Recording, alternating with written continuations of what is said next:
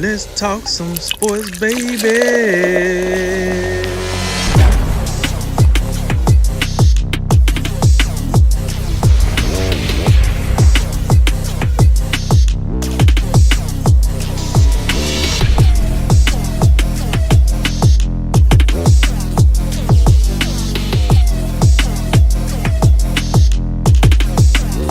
And remember, make tomorrow better than today and make today better than yesterday. And you know what we gonna do. We gonna holler at you until next time, baby. Welcome to A Drink of Wisdom with Nathan Drinker, and I'm Jay Wise. Thanks for spending some of your time with us. Cody's out today. He's on assignment, so it's just me and Drink. But as a reminder to all the listeners, Drink of Wisdom, it's up on YouTube. Each show segment available, in addition to being on all your favorite podcast platforms. What's going on, Drink? How we doing? You know what time it is. Let's talk some sports, baby. You know, on this crispy Saturday morning, et cetera, et cetera. Don't let that get too far ahead of you, because we say what they don't and see what they don't. See what they want. So with that said, baby, let's get this thing rolling this Saturday morning. All true statements. In episode 29, the Bills face the Chiefs. We have more NFL coaching hires to break down. And what's going on with the Brooklyn Nets? Well, we'll tell you about it. But we begin in the NFC with the NFC Championship game. That'll be the Tampa Bay Bucks and the Green Bay Packers kicking off at 3:05 Eastern Standard Time on Fox. The Packers, of course, beat the Rams last weekend 32-18, coming off that first-round bye. The Bucks, meanwhile, took care of business against the New Orleans Saints. It's a rare matchup between two of the greatest to ever do it, Tom Brady and Aaron Rodgers. What are we thinking about this one, Drink? How do you see it playing out? So listen, this is very intriguing because we seen this matchup during the season. We seen the results of that matchup where it was probably, I think this was probably Aaron Rodgers' worst game of the season when they played the Bucs during the season. It wasn't good. It was a blowout. But I would say this: I think you got to throw that out the door here. I think we're going to get a different product. I think we're going to get not two totally different teams. I think the Packers will be able to move the ball better in this game than they was during the season. It was just one of them things. It was weird. Like when we was watching this happen during the season, we couldn't believe it. It was like, the Bucs good, but they're not this good, right? Like, man, Aaron Rodgers out here looking like a third of Nathan Peterman. Like he wasn't hitting on nothing in that game. So it did make you think like, oh, we might see Jordan Love if he keep playing like this. We know that was admiration. Very next game, Aaron Rodgers said, hold my beer, and the rest was the rest.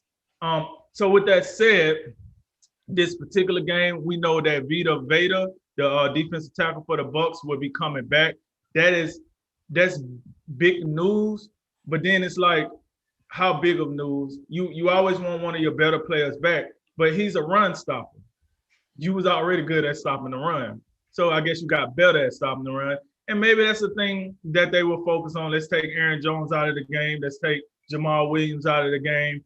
Let's take the young rookie out of the game and A.J. Dillon, take him out of the game, and let's see what Aaron Rodgers. But then it's Aaron Rodgers, so you know what you're going to get with Aaron Rodgers. You know what you're going to get with Devontae Adams. Hell, you know what you're going to get with Robert Tonyan, to be honest with you, if you really want to go down the roster. So do you want to play that game?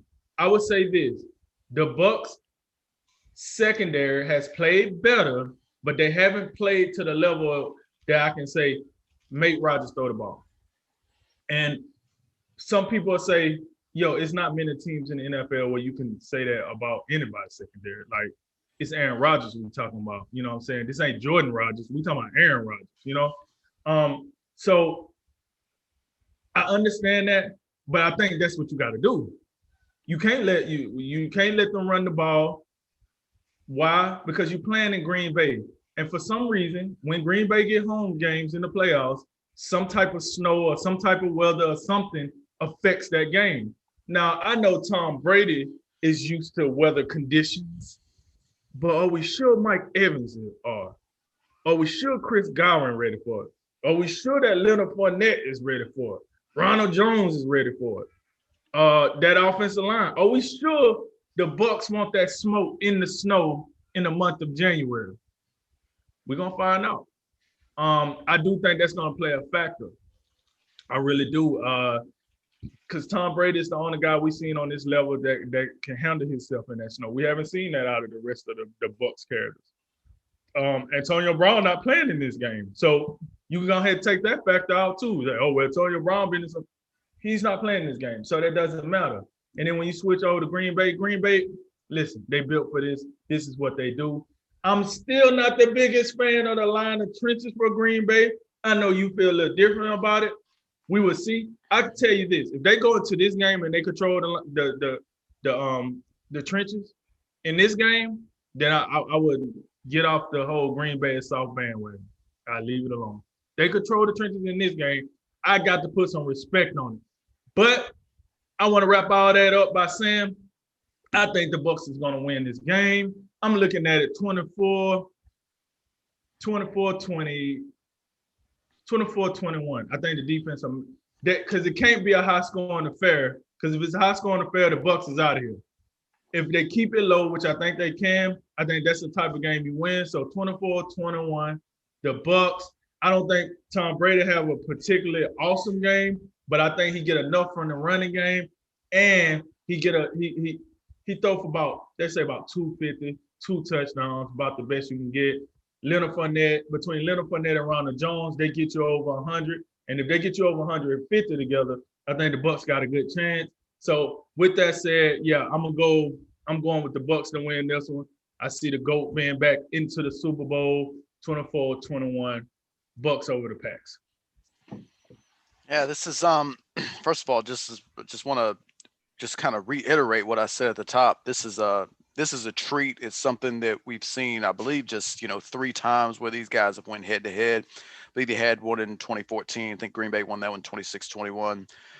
Maybe 3 years ago, New England won by two touchdowns. Then you had this blowout that we had earlier this year. So you just don't know how many more matchups like this you're going to get. So best to enjoy it and savor it, because they don't come around very often. So we were, in all honesty, we were going to be lucky either way. It was either going to be Brady and Rodgers or Breeze and Rodgers. Can't really go wrong either way. But that first game was really, really an interesting one. Not only was that Aaron Rodgers' worst game of the season, that was the Bucs' best game of the season. So, but that was quite, a while back. I do agree with you. I do think, it's best to, toss that one out and, not let that one, cloud your thought process all that much.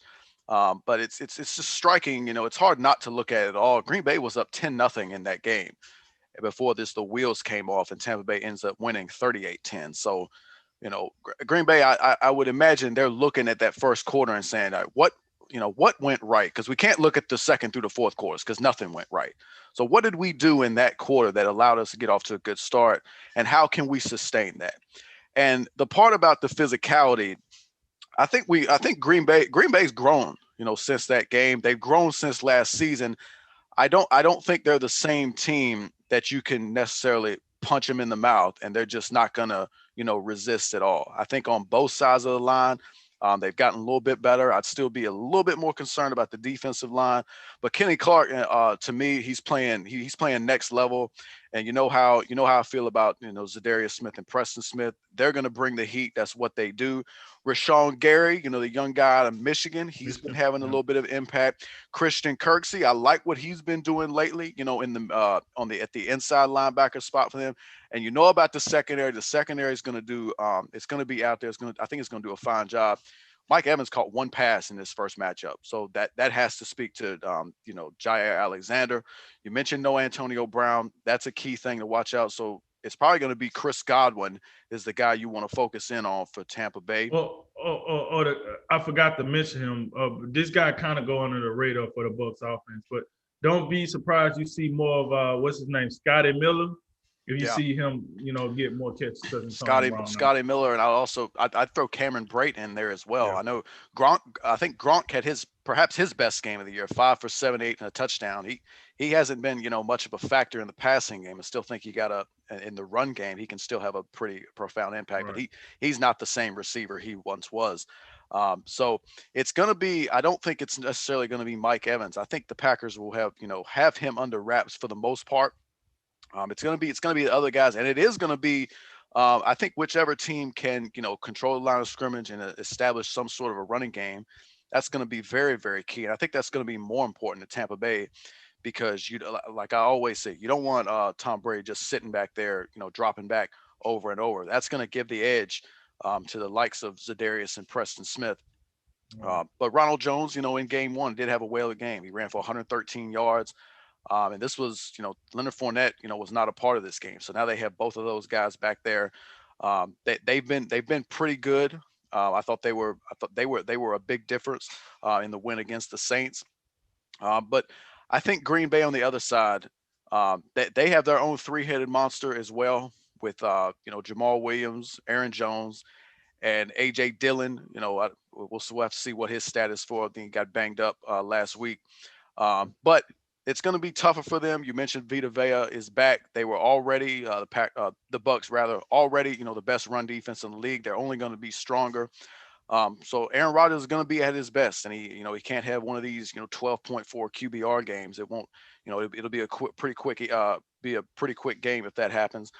But I like Green Bay in this game. I think the home field advantage. Aaron Rodgers, he's never had a championship game at home.